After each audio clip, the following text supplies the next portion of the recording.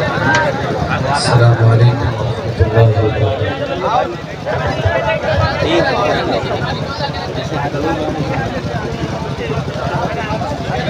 الحمدللہ نحمده ونستعینه ونستغفره ونعوذ بالله من شرور أنفسنا ومن سيئات أعمالنا من يهده الله فلا مضل له ومن يضلل فلا هادي له وأشهد أن لا إله إلا الله وحده لا شريك له وأشهد أن محمدًا عبده ورسوله يا أيها الذين آمنوا اتقوا الله حق تقاته ولا تموتن إلا وأنتم مسلمون يا أيها الناس اتقوا ربكم الذي خلقكم من نفس واحدة وخلق منها زوجها وبث منهما رجالا كثيرا ونساء واتقوا الله الذي تساءلون به والأرحام إن الله كان عليكم رقيبا يا أيها الذين آمنوا اتقوا الله وقولوا قولا سديدا يصلح لكم أعمالكم ويغفر لكم ذنوبكم ومن يطع الله ورسوله فقد فاز فوزا عظيما أما بعد فإن خير الحديث كتاب الله وخير الهدي هدي محمد صلى الله عليه وسلم وشر الأمور محدثاتها وكل محدثة بدعة وكل بدعة ضلالة وكل ضلالة في النار أعوذ بالله من الشيطان الرجيم بسم الله الرحمن الرحيم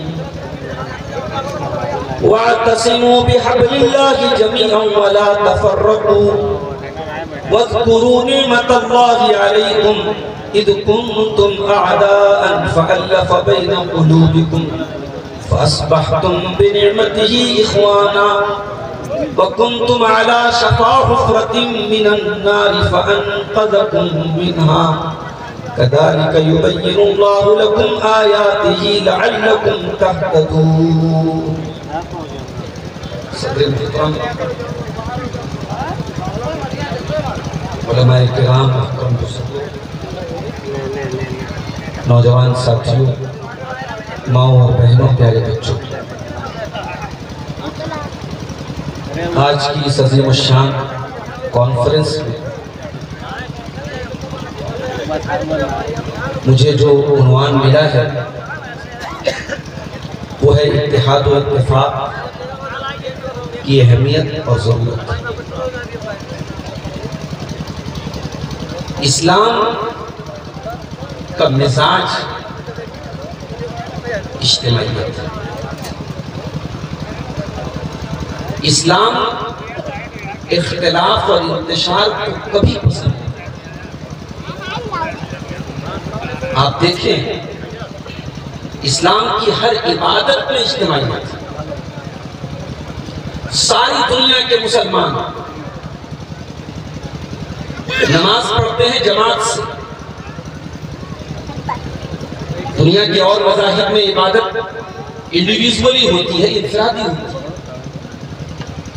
لیکن اسلام میں اگر آپ کے پاس کوئی مجبوری نہیں ہے، کوئی عذر نہیں ہے، کوئی ایکسکیوز نہیں ہے، تو آپ کو مسجد میں آنا ہے اور جماعت سے نماز پڑھنا۔ روزہ دیکھ لیجیے آپ، ساری دنیا کے مسلمانوں کے لیے روزے کا سیم ٹائم ہے۔ صبح صادق کے ٹائم سحری ختم اور غروب آفتاب ہوتے ہی روزہ ختم، سیم ٹائم ساری دنیا کے مسلمان۔ حج دیکھ لیجیے آپ. تو اسلام کی تمام عبادتوں میں اجتماعیت، یونٹی ابھر کر کے سامنے ہے. مگر افسوس کے ساتھ کہنا پڑتا ہے کہ جس دین میں قدم قدم پر اتحاد کا سبق دیا گیا، جس دین کی تمام عبادتوں میں اجتماعیت اور یونٹی کا درس دیا گیا، اسی دین کے ماننے والے آج سب سے زیادہ باہم برسر پیکار ہیں اور باہم دست گئے ہیں. سب سے زیادہ کہیں ذات پات کے نام پہ لڑ رہے ہیں، کہیں مسلک کھیلا جا رہا ہے، کہیں رنگ و نسل کے نام پہ بٹے ہیں، کہیں ایک برادری کا مسلمان اپنے آپ کو اعلیٰ اور دوسری برادری کے مسلمان کو رذیل سمجھ رہا ہے، کمتر سمجھ رہا ہے. مختلف قسم کی تفریقات میں مسلمان آج بٹا ہے. علامہ اقبال نے بڑی سچی بات کی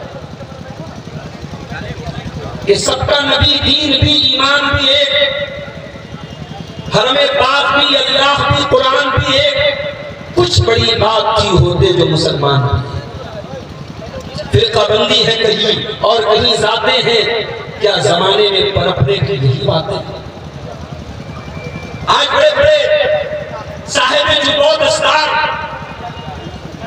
عوام میں اپنی مقبولیت حاصل کرنے کے لیے اسٹیج پر بیٹھ کر کے ان کا مشن ہے کہ کیسے لوگوں کے درمیان نفرت پیدا کریں.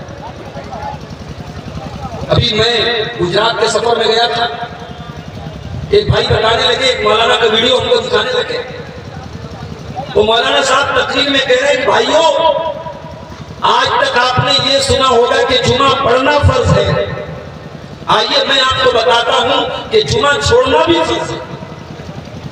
اور اس کے بعد انہوں نے اپنے مسلک کے عالم کی کتاب کا حوالہ دے کر کے کہا کہ اگر فلاں مسلک کے لوگ، اگر ان کا امام ہے، ان کی مسجد ہے، تو ایسے محلے میں اور ایسے مسجد میں جا کر کے جمعہ نہ پڑھا جائے، گھر پہ آ کے ظہر پڑھ دیا جائے. جمعہ چھوڑنا فرض ہے. یعنی میرا نبی تو پتھر کھا کے، ستم سہ کے، بھوکا رہ کے، پیٹ پہ پتھر مار کے، میرا نبی تو لوگوں کو جوڑتا رہا، ملاتا رہا.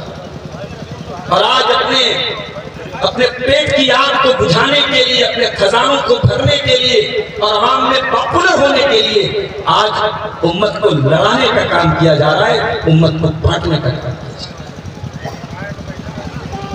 بڑی مشہور آیت ہے قرآن کی، اتحاد و اتفاق پر اگر بات ہوتی ہے تو قرآن کی اس آیت کے بغیر بات نہیں ہو سکتی. قرآن کی ایک ہی آیت میں اللہ تعالیٰ نے اتحاد و اتفاق کا حکم بھی دے دیا، اتحاد و اتفاق کا طریقہ بھی بتا دیا اور اتحاد و اتفاق کی ضرورت بھی بتا دی. سورہ آل عمران کی آیت نمبر 103، وَاعْتَصِمُوا بِحَبْلِ اللَّهِ جَمِيعًا، اے ایمان والو تم اللہ کی رسی کو مل کر کے تھام لو. یہ نہیں کہا اتحاد پیدا کر لو، متحد ہو جاؤ، اس لیے کہ اتحاد پیدا کرنے کے لیے کوئی بیس بھی ہونا چاہیے، کوئی بنیاد بھی ہونی چاہیے، کوئی پلیٹ فارم بھی ہونا چاہیے.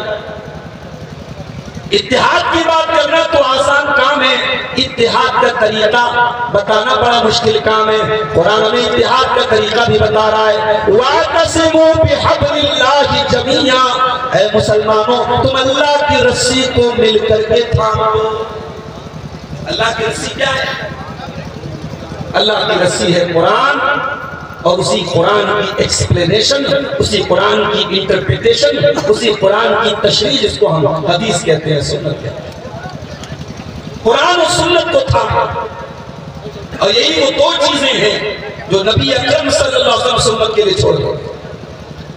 انی قد ترکت فیکم شیئین لن تضلوا بعدہما کتاب اللہ و سنتی. او لوگوں میں دو چیزیں تمہارے بیچ میں چھوڑ کے جا رہا ہوں، جب تک تم ان دونوں چیزوں کو تھامے رہو گے تم کبھی گمراہ نہیں ہو سکتے، کبھی بھٹک نہیں سکتے۔ ایک اللہ کی کتاب اور ایک میری سنت ہے، قرآن و حدیث کو تم تھام لو، تم کبھی گمراہ نہیں ہو سکتے۔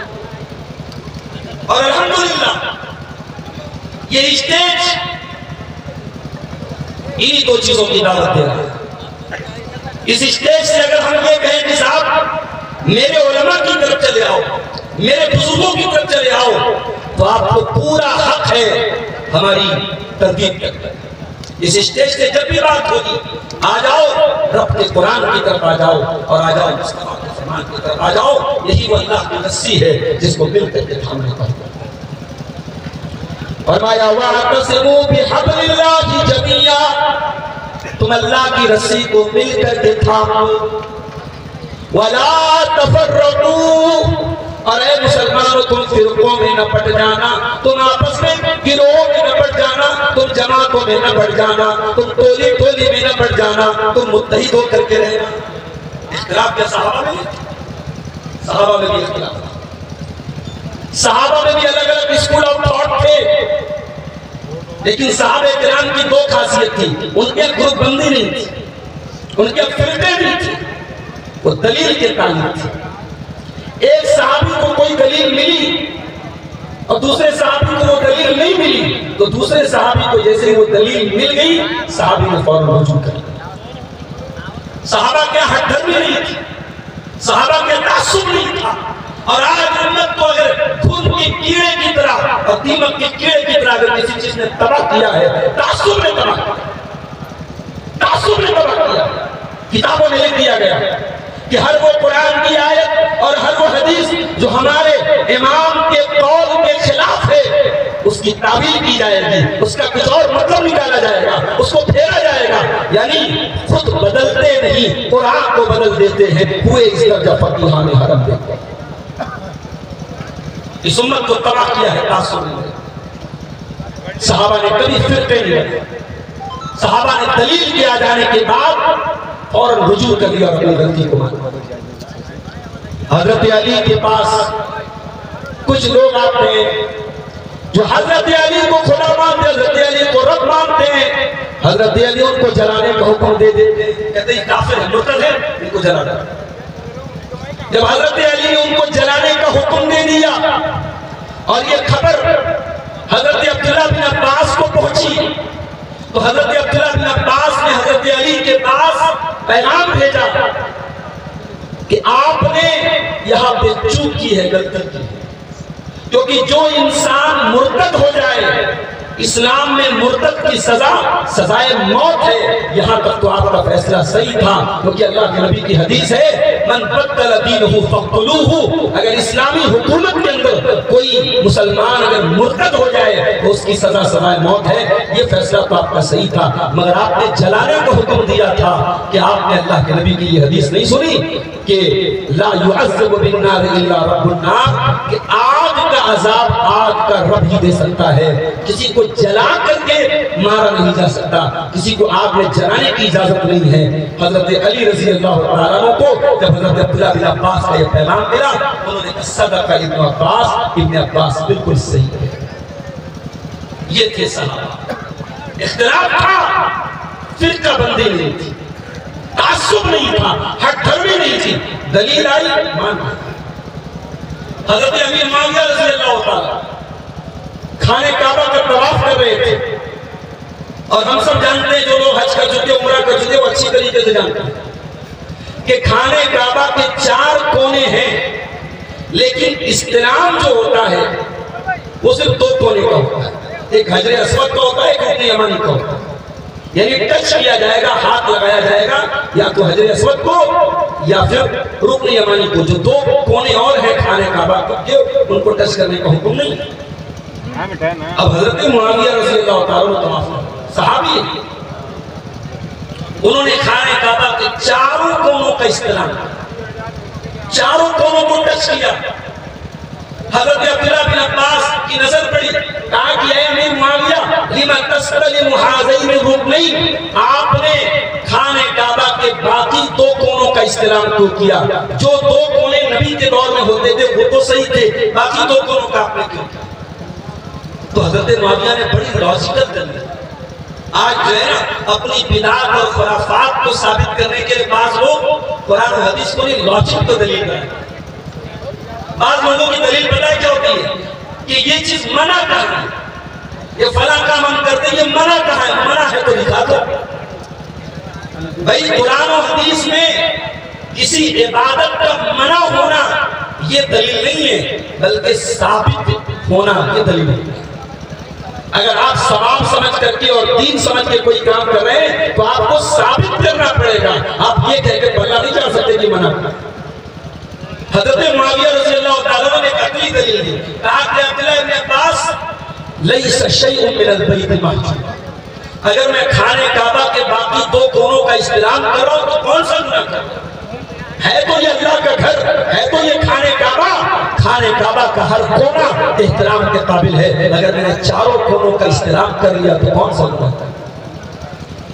حضرت عبداللہ بن عباس نے حضرت معاویہ کی سچی دلیل کو سننے کے بعد بڑا پیارا جواب دیا، کہا امیر معاویہ بات تو آپ صحیح کہہ رہے ہیں کہ خانہ کعبہ تو پورا کا پورا احترام کے قابل ہے، مگر میرا اللہ قرآن میں کہتا ہے لَقَدْ كَانَ لَكُمْ فِي رَسُولِ اللَّهِ أُسْوَةٌ حَسَنَةٌ، او لوگوں تمہارے لیے میرے رسول کی زندگی اسوہ حسنہ ہے، میرے رسول کی زندگی ماڈل ہے، میرے رسول کی زندگی نمونہ ہے، اور میرے نبی نے دو ہی کونوں کا ٹچ کیا ہے، دو ہی کونوں کا استعلام کیا ہے، باقی دو کونوں کا نہیں کیا ہے۔ حضرت امیر معاویہ نے فوراً رجوع کیا، کہا نہیں آپ صحیح فرما رہے ہیں، اس سے چھوٹو نہیں کرتا۔ اختلاف پورا نہیں ہے، اختلاف صحابہ کے درمیان نہیں ہوا، لیکن صحابہ کرام اختلاف پر ڈٹے نہیں رہتے تھے۔ اگر ان کو اپنے اسٹینڈ کے خلاف، اپنے موقف کے خلاف اگر دلیل ملتی تھی وہ رجوع کر لیتے تھے۔ قرآن بھی بات ہم سے کہہ رہا ہے وَلَا تَفَرَّقُوا، فرقوں میں نہ پٹو، ٹولیوں میں نہ پٹو، اپنے الگ الگ فرقے نہ بناؤ۔ اور فرقے کب بنتے ہیں؟ جب انسان تعصب پر آتا ہے، جب انسان اپنی بات پہ ڈٹا رہتا ہے، جب انسان حق بات کی طرف رجوع نہیں کرتا۔ اور آگے بڑھیں، فرمایا وَاذْكُرُوا نِعْمَةَ اللَّهِ عَلَيْكُمْ إِذْ كُنْتُمْ أَعْدَاءً فَأَلَّفَ بَيْنَ قُلُوبِكُمْ، اے ایمان والو یاد کرو تم ایک دوسرے کے کٹر دشمن تھے، ذرا ذرا سی بات پہ تم جنگیں کیا کرتے تھے، اللہ نے اپنے آخری نبی کو بھیج کر کے تم کو بھائی بھائی بنا دیا۔ فَأَلَّفَ بَيْنَ قُلُوبِكُمْ فَأَصْبَحْتُمْ بِنِعْمَتِهِ إِخْوَانًا، اس نبی نے کلمے کی بنیاد پر تمہیں بھائی بھائی بنا دیا، تم ایک دوسرے کے بھائی بن گئے۔ کبھی تاریخ آپ اٹھا کے دیکھیے عرب کا مزاج کیسا، چھوٹی چھوٹی باتوں پر نسل در نسل جنگیں چلتی تھی، بیٹا اپنے باپ کا، اپنے دادا کا، اپنے پردادا کا انتقام لیتا تھا، نسل در نسل جنگیں چلتی تھی، لڑاکو لوگ تھے، جھگڑا کرنے والے لوگ تھے، مگر اسلام نے آ کر کے اتنا ملا دیا کہ اس میں سب ایک ہو گئے اور ایک دوسرے کے رجال گئے۔ فرمایا وَكُنْتُمْ عَلَى شَفَا حُفْرَةٍ مِّنَ النَّارِ، اے مسلمانوں یاد کرو اللہ کے احسان کو، تم جہنم کے گڑھے کے کنارے تھے، فَأَنْقَذَكُمْ مِنْهَا، اللہ نے اپنے نبی کو بھیج کر کے تم کو جہنم سے بچا لیا۔ اس نبی نے آ کر کے تم کو جہنم سے بچایا ہے، تم کو شرک سے بچایا ہے، تمہیں توحید پہ لا کے کھڑا کیا ہے، اس احسان کو یاد کرو۔ تو اتحاد و اتفاق یہ اللہ کی بہت بڑی نعمت ہے۔ اور ایک بات بڑی قیمتی بات اللہ رسول انفال میں فرمایا لَوْ أَنفَقْتَ مَا فِي الْأَرْضِ جَمِيعًا مَا أَلَّفْتَ بَيْنَ قُلُوبِهِمْ وَلَكِنَّ اللَّهَ أَلَّفَ بَيْنَهُمْ، اے نبی اگر آپ زمین کے سارے خزانوں کو لٹا دیں تب بھی آپ لوگوں کے دل میں محبت پیدا نہیں کر سکتے، لوگوں کے دل میں اتحاد پیدا نہیں کر سکتے۔ وَلَكِنَّ اللَّهَ أَلَّفَ بَيْنَهُمْ، ان کے دلوں میں ایک دوسرے کی الفت پیدا کرنے والا اللہ ہے، ایک دوسرے کی محبت پیدا کرنے والا اللہ ہے۔ اس آیت سے بعد مفسرین نے ایک نقطہ نکالا ہے کہ اتحاد و اتفاق اتنی بڑی دولت ہے کہ زمین کی ساری دولت اس پر لٹائی جا سکتی ہے، زمین کے سارے خزانے اس پر پر لٹائے جا سکتے ہیں۔ اتحاد اتنی بڑی نعمت ہے کہ قرآن اللہ اپنے نبی سے کہہ رہا ہے کہ اے نبی، یہ اتحاد جو مسلمانوں میں پیدا ہوا ہے کہ ہم نے پیدا کیا ہے، اگر آپ زمین کی ساری دولت بھی خرچ کر دیتے تو یہ اتحاد پیدا نہیں کر سکتے۔ اور آگے بڑھیے، اللہ فرماتا ہے ان الذين فرقوا دينهم وكانوا شيعا لست منهم في شيء۔ اے نبی، جن لوگوں نے دین کے اندر فرقہ بندی پیدا کر دی، جنہوں نے دین کے اندر فرقے پیدا کر دیے، دین کو ٹکڑے ٹکڑے کر دیا، اے نبی آپ کا ان سے کوئی تعلق نہیں ہے، آپ کا ان سے کوئی سبت نہیں ہے، کوئی تعلق نہیں ہے۔ میرے نبی کو اختلاف کرنے والے لوگ پسند نہیں ہے۔ اللہ اپنے نبی سے کہہ رہا ہے کہ آپ کا کوئی تعلق نہیں۔ اس امت میں ہمیں تاریخ پڑھنی چاہیے کہ اختلاف کہاں سے تھا۔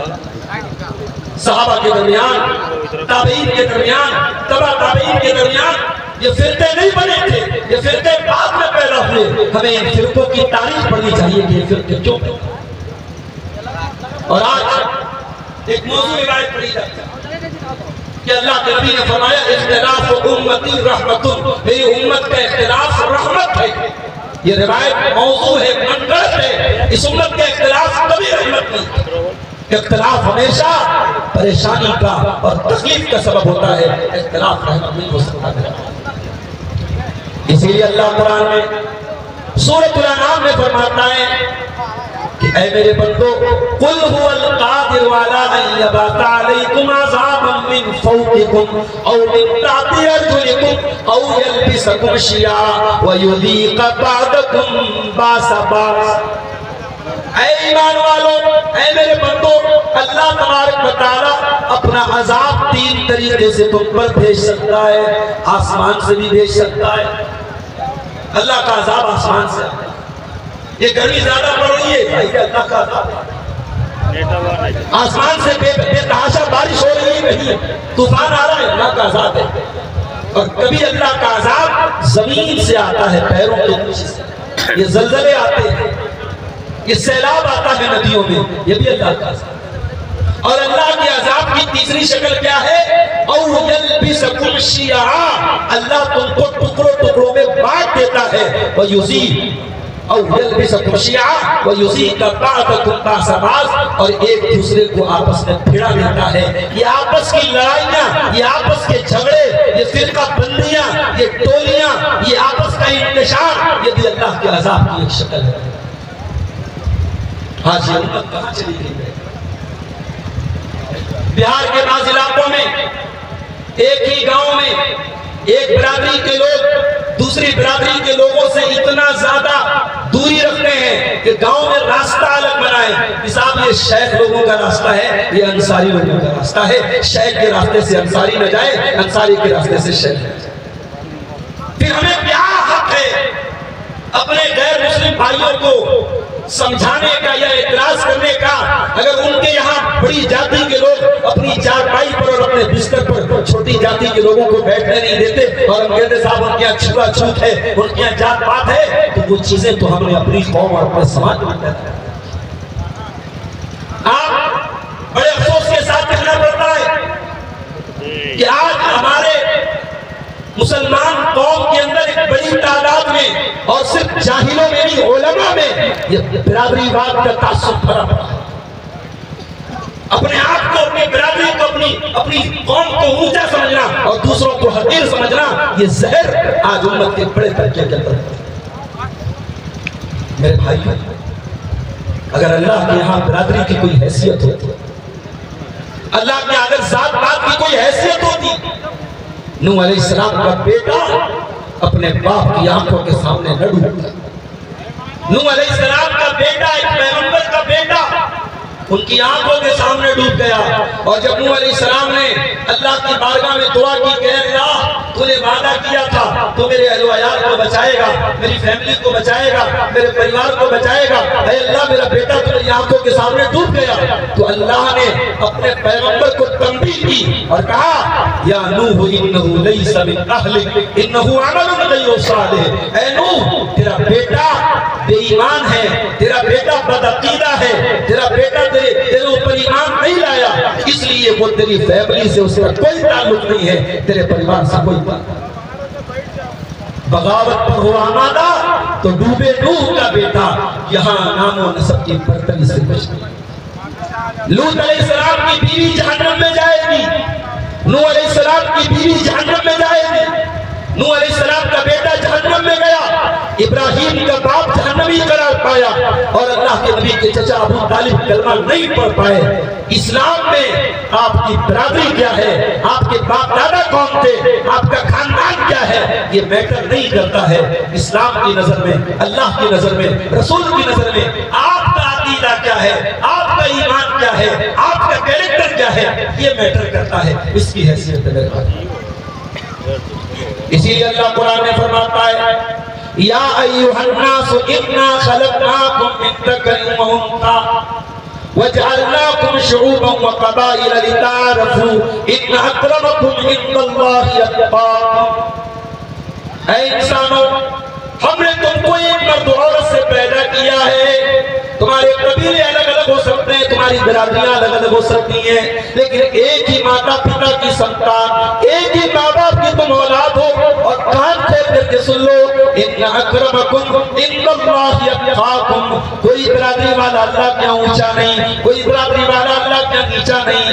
اللہ کیا اگر کسی کا مقام بلند ہے تو تقوی والوں کا مقام بلند ہے، متقی لوگوں کا مقام بلند ہے۔ اللہ کی اگر عزت ملے گی تو متقی لوگوں کو ملے گی۔ اسلام میں کوئی برادری بات نہیں، اسلام میں اگر درجہ بندی ہے تو تقوی کی بات ہے۔ ابھی حج کا سیزن گزرا، دنیا کے لاکھوں لوگ حج کرنے گئے، اس میں افریقہ کا کالا بھی ہے، اس میں یورپ کا گورا بھی ہے، اس میں انڈیا پاکستان کے اردو ہندی بولنے والے بھی ہیں، اس میں بنگلہ دیش کا بنگالی بولنے والا بھی ہے، اس میں انڈونیشیا اور ملیشیا کے لوگ بھی ہیں، اس میں چائنا اور جاپان کے چھوٹے چھوٹے ہائٹ کے لوگ بھی ہیں، اس میں الگ الگ نسلوں کے، الگ الگ قبیلوں کے، الگ الگ بولی بولنے والے سب ایک ڈریس میں ہیں، ایک احرام کی ڈریس ہے، ایک جیسا ان کی ویش بھوشا ہے، انہوں نے ایک جیسی شکلیں، انہوں نے جو ہے کپڑے پہن رکھے ہیں، اور ایک ہی نعرہ ان کی زبان پر ہے لبیک اللہم لبیک لبیک لا شریک لک لبیک ان الحمد والنعمت لک والملک لا شریک لک۔ یہ رب کی توحید کی آواز، یہ اللہ کی توحید کا تلبیہ ان حاشیوں کی زبان پر دنیا والوں کو یہ میسج دے رہا ہے۔ اسلام ہی اکلوتا دین ہے جو انسانی مساوات کی تعلیم دیتا ہے۔ اسلام میں کسی رنگ و نسل کی بنیاد پر کوئی بھید بھاؤ نہیں ہے، اور علامہ اقبال نے بڑی سچی بات کہی کہ بندو محتاج و غنی ایک ہوئے، تیرے دربار میں پہنچے تو سبھی۔ میرے عزیزوں، یہ زہر اگر کسی کے سینے میں ہے تو نکال کر پھینکو۔ یہ دور جاہلیت کا زہر ہے، اپنی برادری پر فخر کرنا، اپنے باپ دادا پر فخر کرنا، یہ دور جاہلیت کا زہر ہے، اس کو نکال کے پھینک دو۔ اپنی برادریوں پر ناز کرنا بند کر دو، ناز کرنا ہے اپنی توحید پہ ناز کرو، ناز کرنا ہے اپنے ایمان پہ ناز کرو۔ اگر واقعی میں اللہ کا عزت پانی ہے تو اپنے اندر تقویٰ پیدا کرو۔ ایک حدیث سنانے جا رہا ہوں، بڑے غور سے سنیے گا۔ برادری بات کا زہر اگر کسی کے سینے میں ہے، اگر یہ حدیث سننے کے بعد بھی اگر وہ زہر نہیں نکلا تو کبھی نہیں نکل سکتا۔ یہ ابو داؤد کتاب الادب کی صحیح روایت ہے۔ اللہ کے پیارے نبی فرماتے ہیں ان اللہ عز و جل قد اذهب عنکم عبیۃ الجاہلیہ۔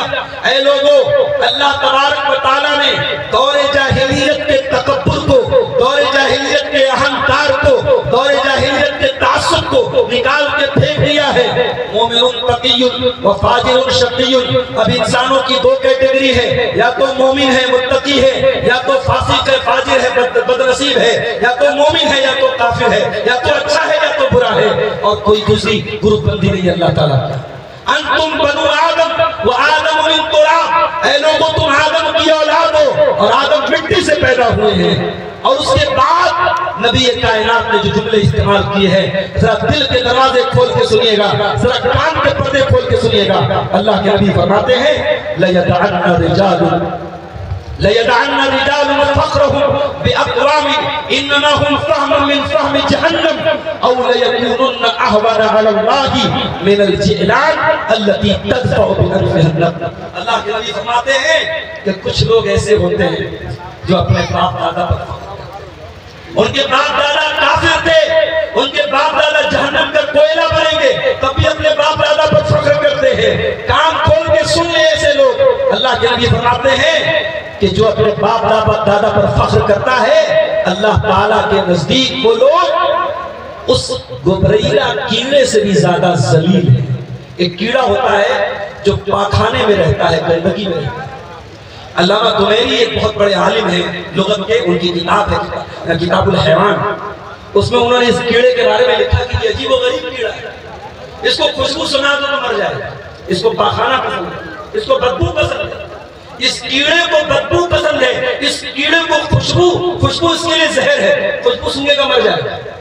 اور علامہ دمیری لکھتے ہیں کہ یہ کیڑا ہوتا ہے جس کو عربی میں جیلان بولتے ہیں، یہ کیڑا جو ہے یہ راتوں میں لوگ سوتے رہتے ہیں، جاگتا رہتا ہے، اور راتوں میں جب لوگ لیٹرین کرتے ہیں تو یہ تاک میں رہتا ہے کہ لوگ لیٹرین کر کے جائیں تو یہ جا کر کے اس لیٹرین کو، اس گندگی کو جا کے کھاتا ہے۔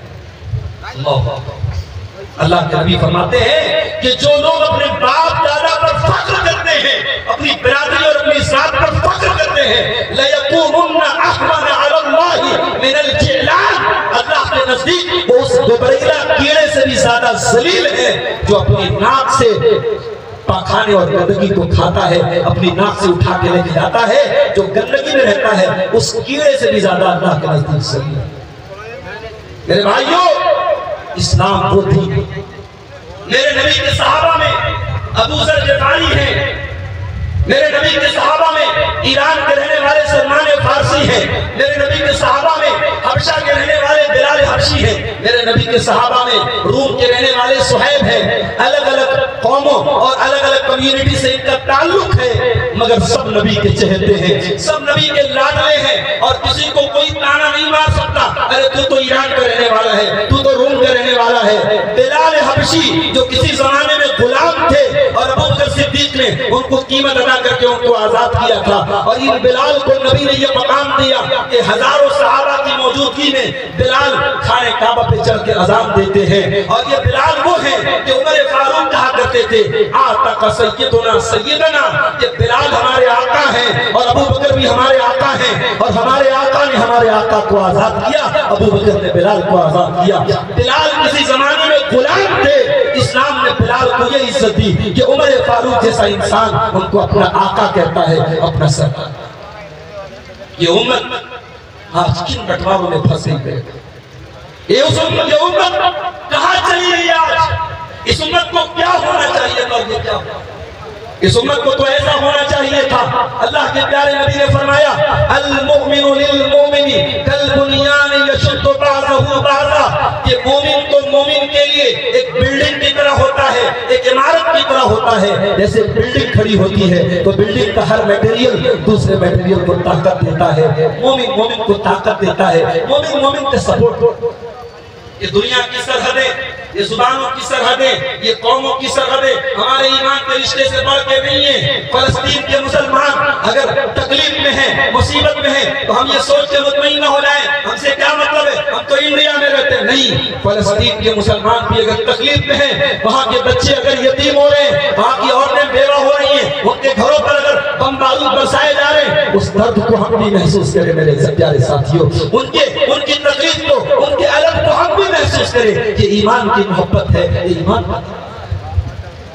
اللہ کے پیارے نبی صلی اللہ علیہ وسلم نے فرمایا مثل المؤمنین فی تواطہم وتعاطفہم وتراحمہم کمثل الجسد الواحد، مسلمانوں آپس میں اتنی محبت سے رہا کرو، اتنی ہمدردی سے رہا کرو، جیسے انسانی جسم ہوتا ہے، جیسے مانو شریر ہوتا ہے، جیسے ہیومن باڈی ہوتی ہے۔ انسان کے شریر میں کہیں پر ایک کانٹا چبھتا ہے، پورا بدن بے چین ہو جاتا ہے، پورے بدن میں تکلیف ہونے لگتی ہے۔ مسلمان کہیں بھی ہو، اگر ایک مسلمان موب لنچنگ میں مارا گیا، اگر اس کے بچے یتیم ہوئے تو ساری دنیا کے مسلمان اس کے درد کو محسوس کریں۔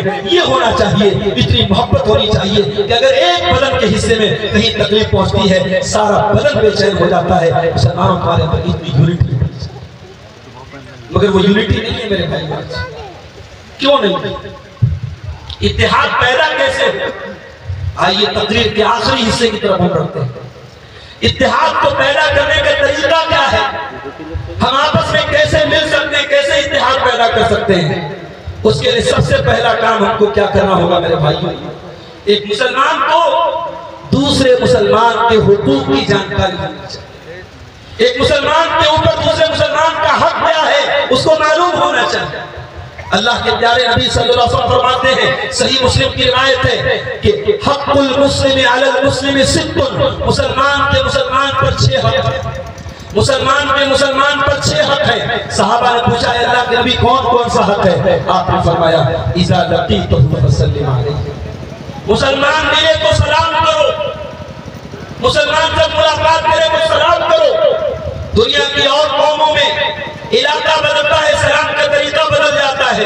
ہمارے ہندو بھائیوں نے آپ دیکھیں، گجراتی غیر مسلم بھائی جب آپس میں ملتے ہیں ان کا ابھینندن کرنے کا طریقہ الگ ہوتا ہے. اور آپ ایودھیا میں چلے جائیں طریقہ الگ ہوتا ہے، اور آپ ساؤتھ میں چلے جائیں طریقہ الگ ہوتا ہے. مگر ساری دنیا کے مسلمان، ان کی لینگویجز الگ ہوں، ان کی زبانیں الگ ہوں، جب ایک مسلمان دوسرے مسلمان سے ملتا ہے تو کیا کہتا ہے؟ السلام علیکم ورحمۃ اللہ وبرکاتہ.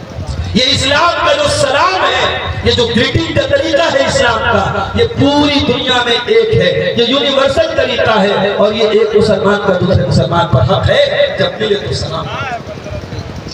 دوسرا حق وَإِذَا اسْتَنصَحَكَ فَانصَحْ لَهُ، اور جب تمہارا مسلمان بھائی تم سے کوئی نصیحت مانگے، کوئی مشورہ مانگے تو صحیح مشورہ دو. کوئی رشتے ناطے کا معاملہ ہے، کوئی کسی سے لین دین کا معاملہ ہے، کوئی کسی کے ساتھ کوئی کاروبار کرنا چاہتا ہے، آپ سے رائے لے رہا ہے تو آپ صحیح رائے دیجیے، آپ خیر خواہی سے کام لیجیے، صحیح مشورہ.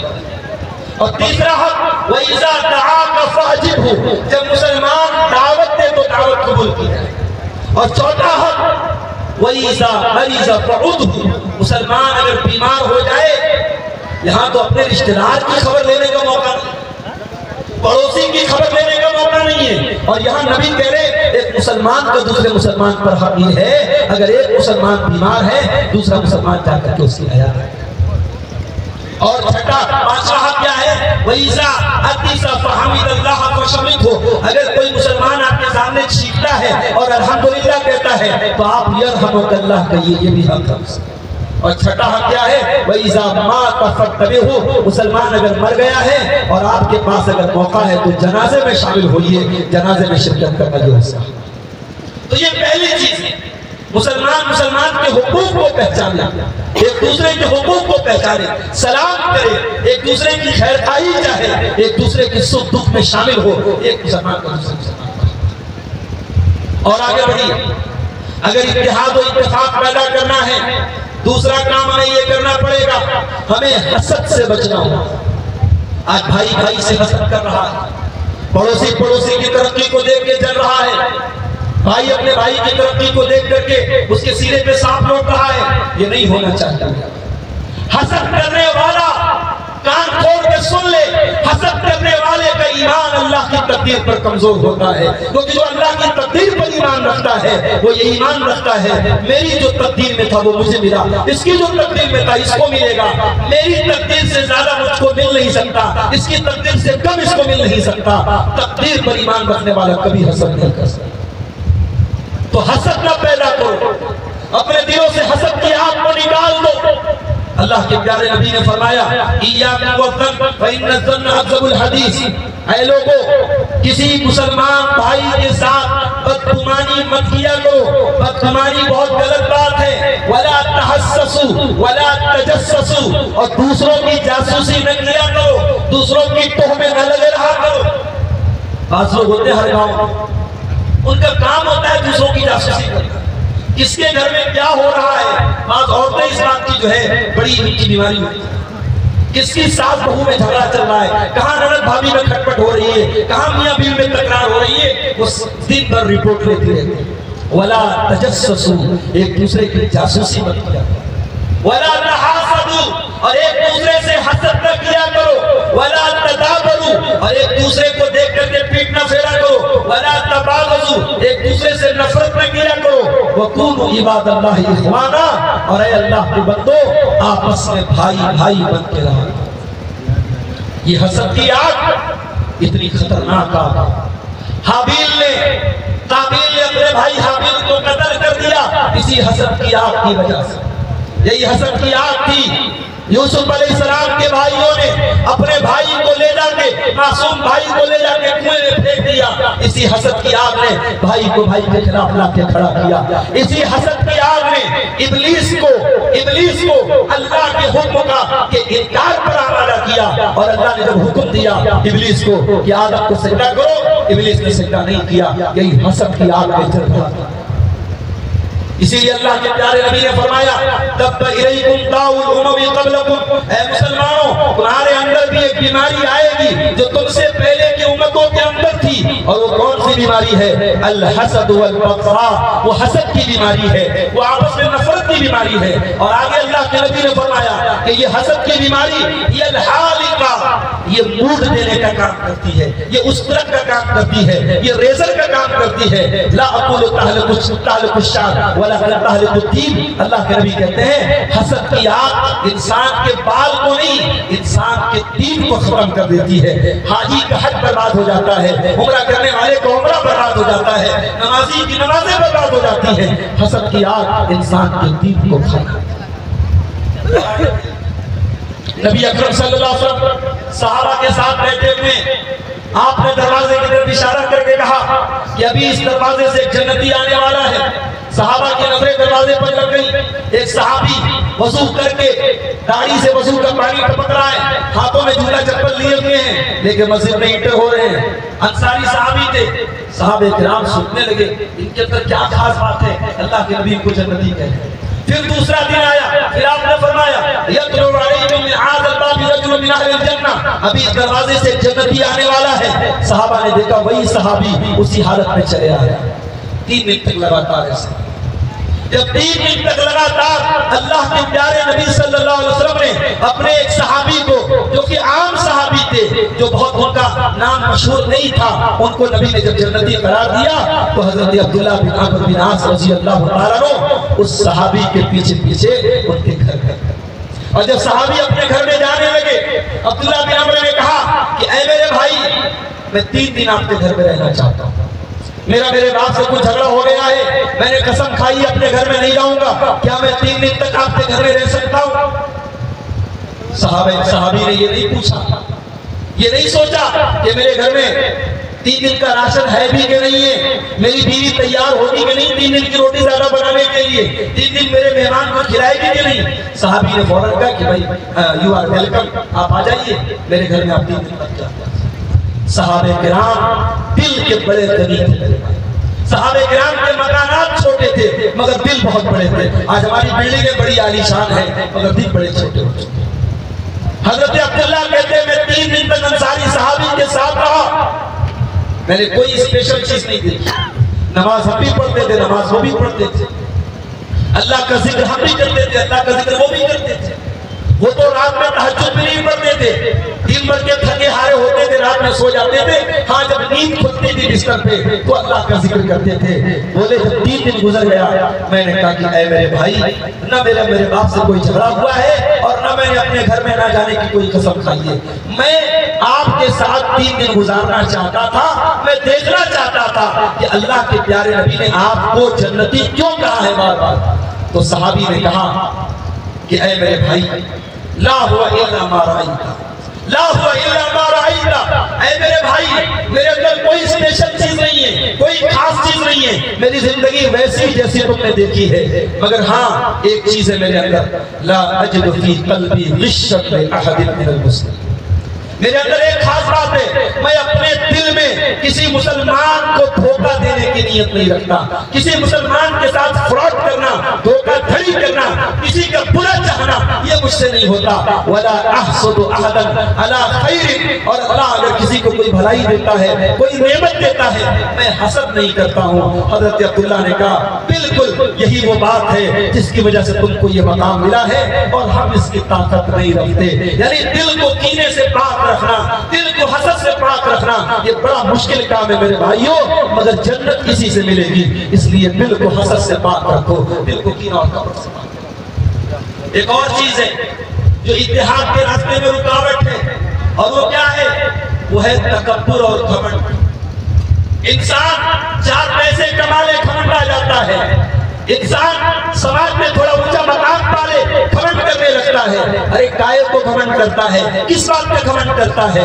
وَلَا تَمْشِ فِي الْأَرْضِ مَرَحًا. اللہ قرآن میں کہتا ہے زمین میں اکڑ کر کے نہ چل. إِنَّكَ لَن تَخْرِقَ الْأَرْضَ وَلَن تَبْلُغَ الْجِبَالَ طُولًا. نہ تو زمین کو پھاڑ سکتا ہے، نہ پہاڑ کی بلندی پہ چڑھ سکتا ہے. تکبر کے ذریعے تو زمین کو پھاڑ نہیں سکتا، آسمان کی بلندی پہ چڑھ نہیں سکتا. کس بات پہ تکبر کرتا ہے؟ حضرت لقمان نے اپنے بچے کو نصیحت کرتے ہوئے فرمایا وَلَا تُصَعِّرْ خَدَّكَ لِلنَّاسِ وَلَا تَمْشِ فِي الْأَرْضِ مَرَحًا. اے میرے بچے، لوگوں سے گال پھلا کے نہ ملا کر اور زمین میں اکڑ کر کے نہ چلا کر. ان اللہ لا يحب كل مختال فخور. اللہ کو گھمنڈی لوگ پسند. یاد رکھو میرے بھائیو، تکبر کا بڑا بڑا انجام ہے. اللہ کے پیارے نبی نے فرمایا تکبر کرنے والے قیامت کے دن چیونٹیوں کی شکل میں بڑی حقیر مخلوق، اللہ کی چھوٹی سی مخلوق کے چیونٹیوں کی شکل میں چھوٹے چھوٹے بن کے آئیں گے اور ان کو اسپیشل جہنم میں بیرک ہوگی جس کا نام بولس یا بولس ہوگا. جہنم کی اس جیل میں ان کو ڈالا جائے گا. تکبر کرنے والوں کے لیے جہنم میں الگ جیل ہوگی، ان کو الگ جیل میں. میرے بھائیو، اتحاد و اتفاق کے راستے میں ایک اور رکاوٹ ہے، اور وہ رکاوٹ کیا ہے؟ خود غرضی. آج ہر مسلمان غور کرے اس بات پر. آج بہت سارے ایسے لوگ ہیں جن کے اندر خود غرضی ہے، اپنا بھلا چاہتے ہیں، دوسرے کا نقصان ہو جائے، دوسرا بلا سے بھاڑ میں جائے، تکلیفوں میں پڑ جائے، میرا بھلا ہونا چاہیے، میرا فائدہ ہونا چاہیے. یہ آج بہت سارے لوگوں کی سوچ ہے. معاف کیجئے گا، مسلمان کی یہ سوچ نہیں ہوتی ہے. مسلمان نہ دوسروں کے لیے گڈھا کھودتا ہے اور نہ ہی دوسروں کا نقصان چاہتا ہے. صحابہ کرام کو آپ دیکھیے، صحابہ کرام خود غرض نہیں تھے، صحابہ کرام ایثار کا جذبہ رکھنے والے تھے. اللہ قرآن میں مدینہ کے انصار صحابہ کرام کا تذکرہ کرتے ہوئے اللہ فرماتا ہے والذین تبوؤوا الدار والایمان من قبلہم یحبون من ہاجر الیہم ولا یجدون فی صدورہم حاجۃ مما اوتوا ویؤثرون علی انفسہم ولو کان بہم خصاصہ. میرے نبی کے مدینہ کے یہ انصاری صحابہ یہ کیا کرتے تھے؟ یہ اپنے حق کو قربان کر کے دوسروں کو دے دیتے تھے. اور مدینہ کے انصار صحابہ کرام نے مکہ کے مہاجر بھائیوں کو اپنی زمینیں دے دی، اپنے جائیداد دے دیے، اپنے کھیتی باڑی دے دی. اب یہاں تک کہ بعض انصاری صحابہ کرام نے اپنے مہاجر بھائیوں کو یہاں تک کہہ دیا کہ میری 4 بیویاں ہیں، تم کسی ایک کو پسند کر لو، میں طلاق دے دیتا ہوں، تم مجھ سے نکاح کر لینا. ایثار کی، قربانی کی، محبت کی یہ انسانی تاریخ میں اس کی مثال نہیں بنتی. میرے پیارے ساتھیوں، اتحاد پیدا کرنا ہے تو ایثار اور قربانی کا جذبہ ہم اپنے اندر پیدا کرنا ہے. اتحاد کے راستے میں ایک اور بہت بڑی رکاوٹ ہے، اور وہ رکاوٹ ہے تعصب. وہ رکاوٹ ہے اپنے مسلک پر اور اپنے عقیدے پر جمے رہنا، حق بات کو دیکھنے کے باوجود رجوع نہ کرنا. قرآن میں اللہ کہتا ہے کل حزب بما لدیہم فرحون. یہ ہر دور میں اہل باطل کا طریقہ رہا ہے کہ وہ اپنی باتوں پر گھمنڈ کرتے ہیں، اپنی باتوں پہ جمے رہتے، ڈٹے رہتے ہیں. ایک مومن کا کام یہ ہے وہ حق کو دیکھ کر کے رجوع کر لے. مومن حق کا تابع ہوتا ہے، مومن لوگوں کا تابع نہیں ہوتا ہے، رجال کا تابع نہیں ہوتا ہے، وہ حق کا تابع ہوتا ہے. اگر کچھ لوگ ایسے ہیں جو حق پر نہیں ہیں تو ہم ان کی اتباع نہیں کریں گے، ہم حق کی اتباع کریں گے. اور اتحاد و اتفاق کو پیدا کرنے کے لیے یہ چیز ضروری ہے. اگر کسی دور میں لوگوں کی اکثریت غلط راستے پر چلے تو معاف کیجئے گا، اس دور میں اتحاد و اتفاق پیدا کرنے کے لیے ہم غلط راستے پر نہیں چلیں گے، ہم عقائد میں کوئی کمپرومائز نہیں کریں گے، ہم ایمان کے معاملے میں کوئی کمپرومائز نہیں کریں گے. ہم ایمان و عمل کے معاملے میں اسی ڈگر پہ چلیں گے جو ڈگر، جو منہج، جو طریقہ جناب محمد رسول اللہ صلی اللہ علیہ وسلم نے ہم کو دیا ہے. اللہ کے پیارے نبی فرماتے ہیں انہ من یعش منکم بعدی، جو میرے بعد زندہ رہے گا فسیر اختلافا کثیرا، وہ بہت اختلاف دیکھے گا. اور جب اختلاف کا دور آ جائے فعلیکم بسنتی وسنت الخلفاء الراشدین المہدیین، تو تم میری سنت کو تھام لینا اور میرے خلفائے راشدین کے طریقے پر چلنا. جس طریقے سے انہوں نے میری سنت کو تھاما ہے تم میری سنت کو تھامے. میرے عزیزوں، میرے بھائیوں، اتحاد و اتفاق کے تعلق سے یہ چند باتیں میں نے رکھی ہے.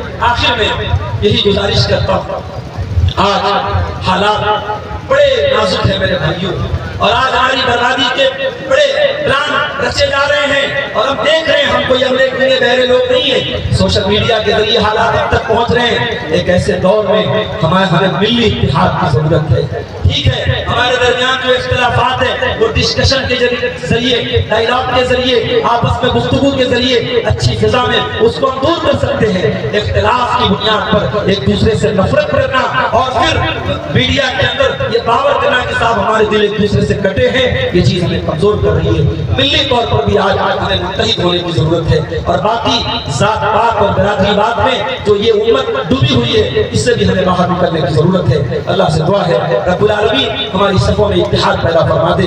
رب العالمین انتشار اور اختلاف کے جو بیج امت کے اندر بوئے گئے ہیں اور علماء سو نے بوئے ہیں, رب العالمین ان تمام بیجوں سے اس امت کو پاک کرے اور امت کو متحد ہو کر کے کتاب و سنت کے پلیٹ فارم پر آنے کی توفیق عطا فرمائے. آمین. وآخر دعوانا الحمدللہ رب العالمین. والسلام علیکم ورحمۃ اللہ.